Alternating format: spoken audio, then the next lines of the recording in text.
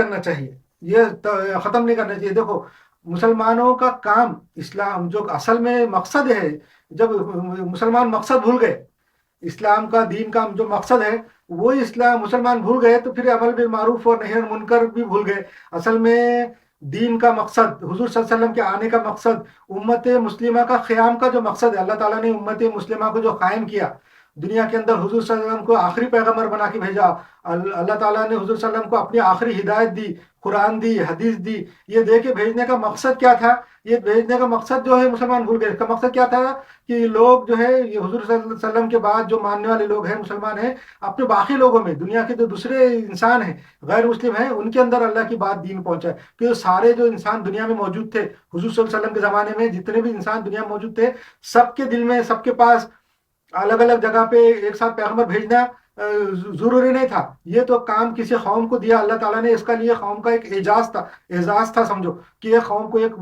یہ چیز بنا دیا، وہ لوگ پھیلائے۔ اللہ تعالیٰ چاہتا تو ہر ایک آدمی کو، ہر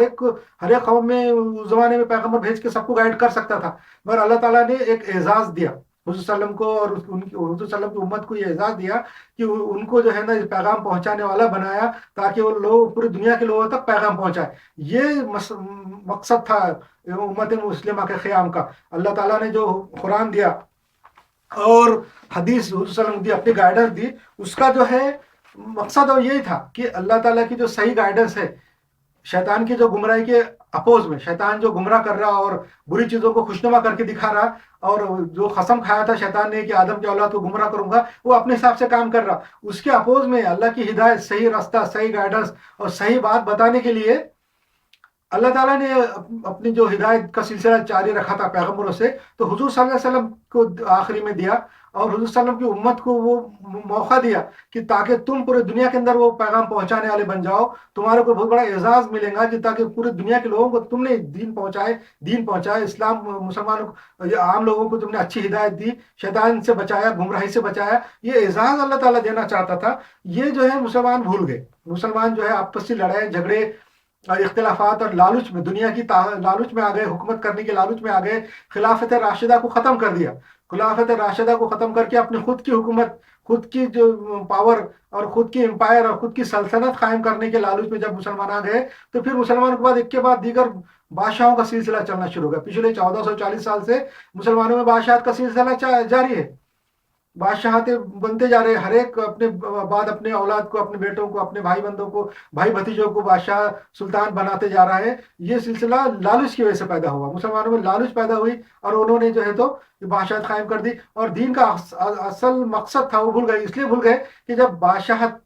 جو پاور، جو ملک کی جو طاقت رہتی، پاور رہتی، ریسورسز ہے، جب کسی بادشاہ کے ہاتھ میں آ جاتے، تو عام جو لوگ رہتے، جو عالم ہیں، پڑھنے والے ہیں، اچھے لوگ ہیں، ان لوگوں کے پاس پاور نہیں رہتا، اتھارٹی نہیں رہتی۔ تو پھر جن لوگوں کے پاس اتھارٹی اور پاور نہیں رہتی، وہ زیادہ کام نہیں کر سکتے، اپنی جو ان کی جو حیثیت ہے اتنا کام کر سکتے،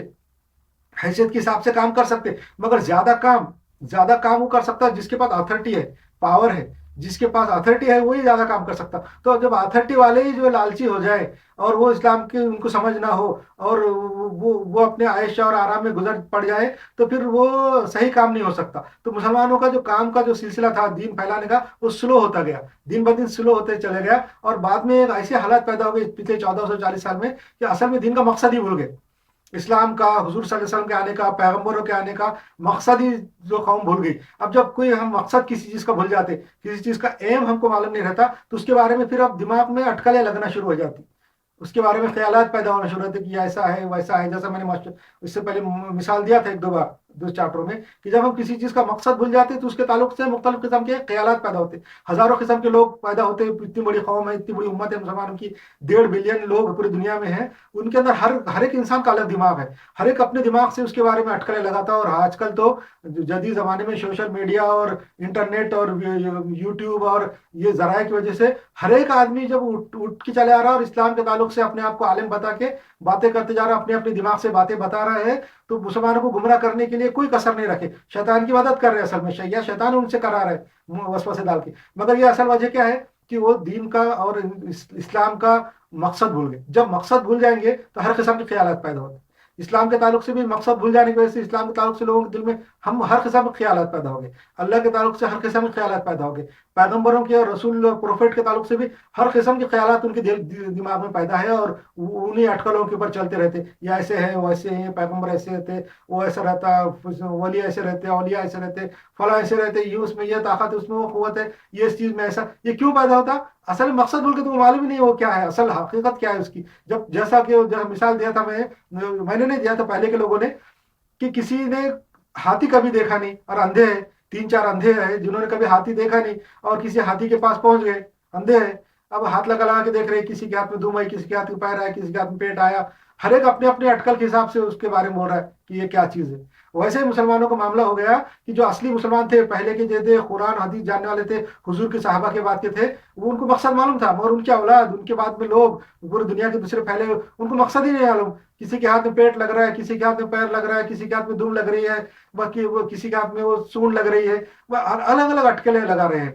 تو اصل میں امر بن معروف اور نہی عن المنکر جو ہے مسلمان بھول گئے. عام مسلمانوں پوری دنیا پہ، جیسا میں بتایا، مسلمانوں کی حکومت 1000 سال تک تھی. ویسا تو دیکھا جائے تو زیادہ تھی، 1200 سال تھی، 1100 سال تھی،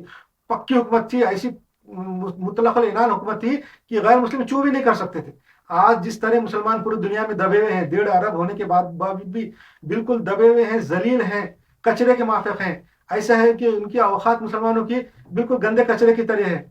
ہوا سے ادھر اڑتے پھر رہے. جو کافر لوگ، جو مشرک لوگ ہم کو جو بول رہے، وہ 100% ہم کو ماننا پڑ رہا. اپنی گندے باتیں، اپنی گندے مذہب کی باتیں ہم پہ لاد رہے ہیں، یہ ہم ایسا کرنا ہے، وہ ایسا کرو، یوں کرو، ہم سب کر رہے ہیں، ان کے مذہب کی باتیں مان رہے ہیں. ہم یہ ایسا نہیں بول رہے کہ بھائی ڈیموکریسی ہے، جمہوریت ہے، تم لوگ اکثریت میں، اس کا مطلب ہم تمہارے غلام تھوڑی ہیں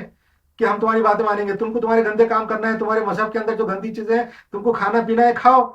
تم اگر ڈیموکریسی کے نام سے ہم پہ لا دو مت، ہم تمہارے غلام نہیں ہے، تم کو جو گندے کام کرنے کرو، ہم پہ مت لا دو. ایسا بھی نہیں بول رہے مسلمان، ایسا بھی نہیں بول سکتے. اتنی ان کے اندر کم ہمتی اور کم طاقت آ گئی ہے مسلمانوں میں کہ غیر مسلم جو بھی گندے کام جو ان کے مذہب کے اندر ہے اور جمہوریت کے نام پہ ہم پہ کرا رہے، اکثریت کی طاقت کے اوپر کرا رہے کہ ہم اکثریت نے یہ بولی تو تم کرنا پڑے گا، کہ تو اکثریت کا قانون ہے، اور مسلمان کر رہے ہیں. اتنی ہماری حالت ڈاؤن ہو گئے، اتنے ہم ذلیل ہو گئے، اتنے کمزور ہو گئے، کچھ نہیں بول سکتے. اس سے بھی زیادہ